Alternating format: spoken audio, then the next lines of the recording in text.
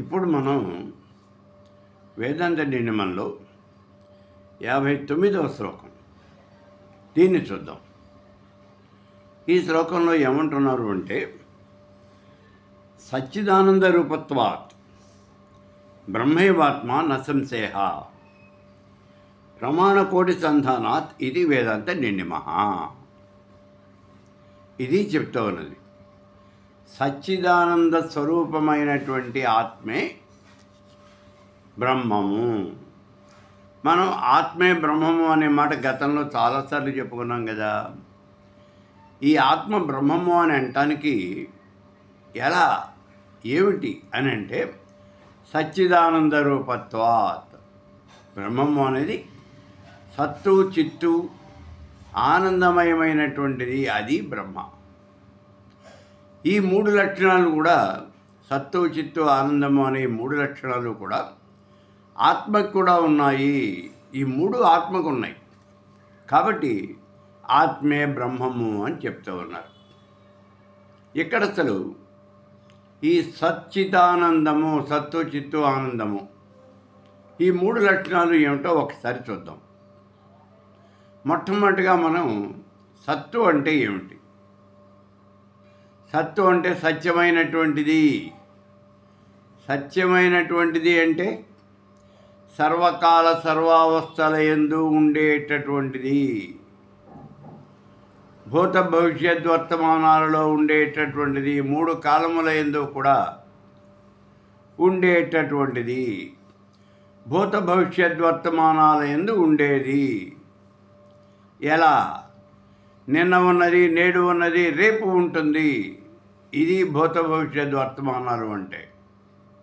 నిన్న ఉన్నది భూతకాలం, నేడు ఉన్నది వర్తమాన కాలం, రేపు ఉంటుంది భవిష్యత్ కాలం. ఇలా మూడు కాలముల యందు, త్రికాలముల యందు కూడా ఉండేది అదే ఆత్మ. మూడు కాలముల యందు ఉండేదే ఆత్మ. కాబట్టి ఈ ఆత్మ అనేది బ్రహ్మము అని అంటూ ఉన్నారు. మరి సత్తు అనేది చెప్పాం, బాగుంది. చిత్తు అంటే ఏమిటి? చిత్తు అంటే జ్ఞానము, జ్ఞాన స్వరూపము. పరమేశ్వర స్వరూపము అంటే ఏమిటి? జ్ఞానరాశి. మనకి తెలిసినటువంటి జ్ఞానం, తెలియనటువంటి జ్ఞానం, మొత్తం జ్ఞానాన్ని అంతా కూడా ఒక కుప్పగా పోసినట్లయితే ఆ కుప్పే జ్ఞానము యొక్క రాశి. ఆ రాశి ఏదైతే ఉన్నదో అదే బ్రహ్మము. మరి ఆత్మ కూడా అదేనయ్యా. అందుకే ఆత్మే బ్రహ్మము అని చెప్తూ ఉన్నాం. ఆ పరమేశ్వర స్వరూపం ఎలా ఉంటుందట అంటే, అనేక కోటీనాం మయూఖానాం మహేశ్వరి. ఆ పరమేశ్వర స్వరూపం ఎలా ఉంటుంది అంటే, కొన్ని కోటాను కోట్ల కోట్ల కోట్ల కోటాను కోట్ల కాంతులతో, అనేక కోటీనాం మయూఖానాం మహేశ్వరి, కొన్ని కోట్ల కోట్ల అన్ని కాంతులతో, ఆ కాంతి కిరణములతో ప్రకాశిస్తూ ఉన్నటువంటిది, కోటాను కోట్ల కాంతి కిరణములతో ప్రకాశిస్తూ ఉన్నటువంటిది. పరమేశ్వర స్వరూపం సామాన్యమైనటువంటిది కాదు. కోటాను కోట్ల కాంతి కిరణాలతో ప్రకాశిస్తూ ఉన్నది. ఇప్పుడు ఈ కోటాను కోట్ల కాంతి కిరణములు, ఇందులో నుంచే అష్టోత్తర శతం వన్నే షోడశోత్తర శతం రవి షట్త్రింశతదుత్తర శతం చంద్రస్య కిరణాత్ శివే. ఈ కిరణముల్లో నుంచి, ఆ కాంతి కిరణములు అంటే సామాన్యమైనటువంటివి కావు. అదే మాట మనం అర్థం చేసుకోవాలి. అందులో నుంచి అష్టోత్తర శతం వన్నే 108 కిరణములు అగ్నిదేవుడు తీసుకున్నాడు. ఆ కేవలము ఆ 108 కిరణములతోనే దివ్యమైనటువంటి కాంతులతో ప్రకాశిస్తూ ఉన్నాడు అగ్ని.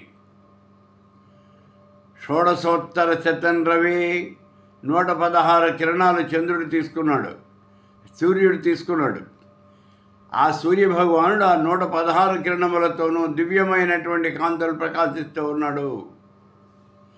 షట్త్రింశదుత్తర శతం 132 కిరణాలు చంద్రస్య కిరణాత్ శివే, చంద్రుడు తీసుకున్నాడు. ఈ కిరణములతోనే వీళ్ళు ముగ్గురు కూడా ప్రకాశిస్తూ లోకాలన్నింటికీ కూడా మేలు చేకూరుస్తూ ఉన్నారు. ఇప్పుడు మన కంటికి కనిపిస్తూ ఉన్నది సూర్యభగవానుడు తన యొక్క కాంతి కిరణములతో లోకాలన్నింటికీ కూడా మేలు చేస్తూ ఉన్నాడు. లోకాలన్నింటికీ ప్రాణదాత అప్రత్యక్షమైనటువంటి దైవము ఏది అంటే సూర్యుడేను అని మనం చెప్తూ ఉన్నాం. ఆ సూర్యుడు పరమేశ్వర స్వరూపానికి ఉన్నటువంటి కోటాను కోట్ల కాంతి కిరణములలో కేవలము 116 కాంతి కిరణాలు మాత్రమే తీసుకున్నాడు. ఆ పరమేశ్వర స్వరూపానికి ఉన్నటువంటి కాంతి కిరణాల్లో కేవలము 116 కాంతి కిరణాలతో సూర్యుడు ఇంత ప్రకాశాన్ని ఇస్తూ ఉన్నాడు. ఆ సూర్యుని తలకాయ ఎత్తి మనం చూడలేము, కళ్ళు పోతాయి. ఎందుకు చూడలేమో అని మధ్యాహ్నం పూట సూర్యుడిని అలా చూసామనుకోండి, 2 కళ్ళు నాశనం అయిపోతాయి. చూపు అనేది పనిచేయదు, కంటి కళ్ళు కనిపించవు. మా చిన్నప్పుడు మా ఇంటి దగ్గర ఒక పెద్ద ఆవిడ అప్పటికే 80 ఏళ్ళు దాటి ఉన్నాయి. సూర్యోపాసన చేస్తూ ఉన్నాను అనేది మధ్యాహ్నం 12 గంటల సమయంలో కళ్ళు ఇలా తెరుచుకుని పైకి ఆకాశం వంక అలా చూస్తూ ఉండేది. ఏమిటి అంటే ప్రత్యక్ష నారాయణుడు ఆ సూర్యుడు, ఆ సూర్యుడిని నేను చూసి ఆయనకి నమస్కారం పెడుతున్నాను అనేది. ఆవిడ ఏం నమస్కారం పెట్టిందో మనకు తెలీదు, కానీ తర్వాత కాలంలో 2 కళ్ళు పోయినాయి, 2 కళ్ళు కనిపించకుండా పోయినాయి. డాక్టర్ దగ్గరికి తీసుకెళ్ళారు. డాక్టర్ గారు అన్ని పరీక్షలు చేశాడు. అమ్మా, ఏ రకమైనటువంటి అడ్డము లేకుండా నువ్వు సూర్యుడిని చూసావా అన్నాడు. అంటే చంద్రగ్రహణం వచ్చినప్పుడు కూడా, సూర్యగ్రహణం వచ్చినప్పుడు కూడా మసి పూసినటువంటి అద్దాలు అడ్డం పెట్టుకుని ఆ అద్దాల గుండా సూర్యుడిని చూస్తాం. మసి పూసినటువంటి అద్దాలు పెట్టుకుని ఆ అద్దాల గుండా సూర్యభగవానుడిని చూస్తాం, లేకపోతే కళ్ళు గాలిపోతాయి. ఈవిడ ప్రత్యక్షంగా ప్రతిరోజు చూస్తోంది ఆ సూర్యుడిని, ఏ రకమైనటువంటి అడ్డము లేకుండా. అదే అడిగాడు. అవునండి అని. అమ్మ, నేను చేయగలిగింది ఏం లేదు, అంతా నువ్వే చేసేసావు. నీ కళ్ళు 2 గడ్డలైపోయినాయి, ఇంకా నీకు చూపు రాదు. ఉన్నటువంటి చూపుతోనే జాగ్రత్తగా నువ్వు మెయింటైన్ చేసుకో. ఇంకా నువ్వు కనుక అలాగే చేస్తే ఈ కొంచెం చూపు కూడా నాశనం అయిపోతుంది, ఇంకా మిగలదు అని చెప్పాడు. కాబట్టి పరమేశ్వర స్వరూపం ఎంత కాంతివంతంగా ఉంటుందో చూడండి. ఆ పరమేశ్వర స్వరూపానికి కోటాను కోట్ల కాంతి కిరణాలు ఉన్నాయి. అటువంటి కాంతి కిరణాల్లో కేవలము 116 కిరణములు తీసుకున్నటువంటి సూర్యుడే ఇంత కాంతిని ప్రసాదిస్తూ ఉన్నాడు మనకి. కాబట్టి అంత కాంతివంతమైనటువంటిది. అందుకే పరమేశ్వర స్వరూపాన్ని చెప్పేటప్పుడు కోటి సూర్య ప్రతీకాశం చంద్రకోటి సుశీతలం అని అంటూ ఉన్నాం. కోటాను కోట్ల సూర్యకిరణములు ఒక్కసారిగా, ఆ కొన్ని కోటాను కోట్ల సూర్యులు ఒక్కసారిగా ప్రకాశిస్తే ఎంత వెలుతురు ఉంటుందో, ఎంత కాంతి ఉంటుందో, అంత కాంతితో ప్రకాశిస్తూ ఉన్నటువంటిది అది పరమేశ్వర స్వరూపం. అందుకే ఆ పరమేశ్వర స్వరూపాన్ని మామూలుగా ఉన్నటువంటి ఈ చర్మచక్షువులతో మనం చూడలేము, మన వల్ల కాదు. మరి ఎట్లాగా? జ్ఞానచక్షువులతో మాత్రమే చూడాలి. అందుకే కౌరవ సభలో శ్రీకృష్ణ పరమాత్ముడు తన యొక్క విశ్వరూపాన్ని ప్రదర్శించినప్పుడు కేవలము జ్ఞానం ఉన్నటువంటి మనుషులు మాత్రమే చూడగలిగారు. కేవలము జ్ఞానులైనటువంటి వాళ్ళు, కురుపితామహుడు భీష్ముడు, ద్రోణాచార్యుడు, అశ్వత్థామ, వాడు ముగ్గురే చూడగలిగారు. అప్పుడు ధృతరాష్ట్రుడు, ఓ పరమాత్మ, నేను కూడా చూస్తాను, నాకు కూడా చూపు ప్రసాదించవయ్యా అంటే జ్ఞాననేత్రాన్ని ప్రసాదించాడు. ఆయన కళ్ళివల జ్ఞాననేత్రాన్ని ప్రసాదించాడు. ఈ నలుగురే ఆ పరమాత్మ యొక్క విశ్వరూపాన్ని చూశారు. మరి మిగిలిన వాళ్ళకేం కనపడలా. కాబట్టి ఆ పరమేశ్వర స్వరూపాన్ని చూడాలి అంటే జ్ఞాననేత్రం కావాలి. అందుకే ఆయన జ్ఞానస్వరూపుడు అని చెప్తున్న చర్మచక్షువులతో ఆయన్ని మనం వీక్షించలేము. ఆ పరమపదము అన్నా పరమేశ్వరుడు అన్నా రెండు ఒకటే అని చెప్పుకున్నాం కదా.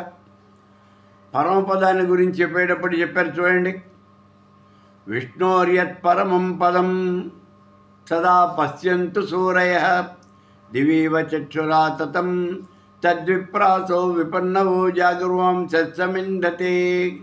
ఏమిటది? విష్ణోర్యత్ పరమం పదం. అది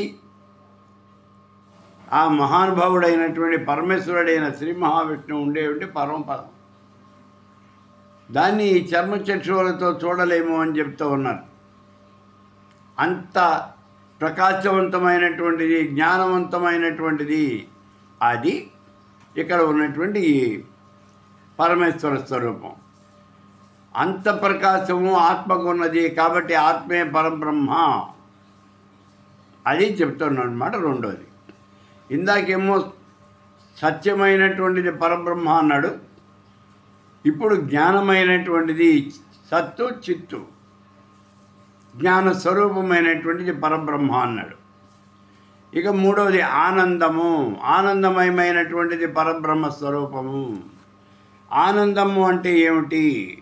నిరంతరము ఆనంద డోలికలలో తేలి ఆడేటటువంటిది అది పరబ్రహ్మ స్వరూపము. అంటే ఆనంద డోలికల్లో తేలి ఆడటము అంటే ఏమిటి? ఇక్కడ అసలు ఈ ఆనందం ఎంత ఆనందం ఉంటుంది, ఎంత ఆనందం ఉంటుంది అంటే సామాన్యమైనటువంటి వాడు ఒక మానవుడు, భూలోకంలో ఉన్నటువంటి ఒక మానవుడు, సామాన్యమైనటువంటి మానవుడు, బాగా ధనం ఉన్నటువంటి వాడు, మనకి లాంటి వాడే మానవుడు, ధనం ఉన్నటువంటి వాడు, చదువుకున్నటువంటి వాడు, బలమైనటువంటి వాడు, యవ్వనవంతుడైనటువంటి వాడు, అనుభవించాలి అనే కోరిక ఉన్నటువంటి వాడు,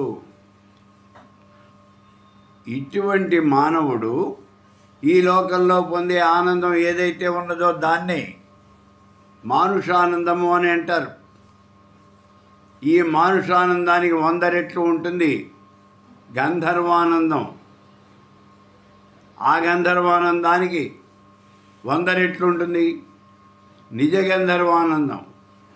నిజ గంధర్వానందానికి 100 రెట్లు ఉంటుంది చిరలోక పితరానందం. దానికి 100 రెట్లు ఉంటుంది అజానజ దేవానందం. దానికి 100 రెట్లు ఉంటుంది నిజ దేవానందం. దానికి 100 రెట్లు ఉంటుంది దేవతల యొక్క రాజు అయినటువంటి ఇంద్రుడు పొందే ఆనందం, ఇంద్రానందం. ఆ ఇంద్రానందానికి 100 రెట్లు ఉంటుంది దేవతల గురువు అయినటువంటి బృహస్పతి పొందే ఆనందం. ఆ బృహస్పతి ఆనందానికి 100 రెట్లు ఉంటుంది ప్రజాపతి పొందే ఆనందం. ప్రజాపతి అంటే ఆయనే హిరణ్యగర్భుడు. ఈ ప్రజాపతి పొందే ఆనందానికి 100 రెట్లు ఉంటుంది బ్రహ్మ పొందేటటువంటి ఆనందం. కాబట్టి మానుషానందానికి ఎన్ని రెట్లు ఉన్నదో చూడండి ఆ బ్రహ్మానందము అనేది. అటువంటి ఆనందంతో, ఆ ఆనందంలో నిరంతరము తేలియాడుతూ ఉంటాడు ఆ పరమేశ్వరుడు. అది బ్రహ్మానందము అంటే. అటువంటి ఆనంద డోలికల్లో తేలియాడుతూ ఉండేటటువంటి వాడు అతడు పరమేశ్వరుడు, అతడు బ్రహ్మము అంటే. అటువంటి ఆనందంలోనే తేలియాడుతూ ఉంటుంది ఆత్మ. అందుకే ఆత్మ అన్న బ్రహ్మము అన్న రెండు ఒకటే.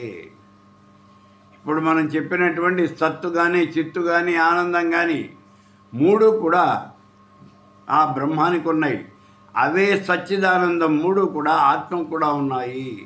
అందుకే ఆత్మే బ్రహ్మము అని అంటూ ఉన్నారు భగవత్పాదుల వారు ఈ యొక్క 59వ శ్లోకంలో.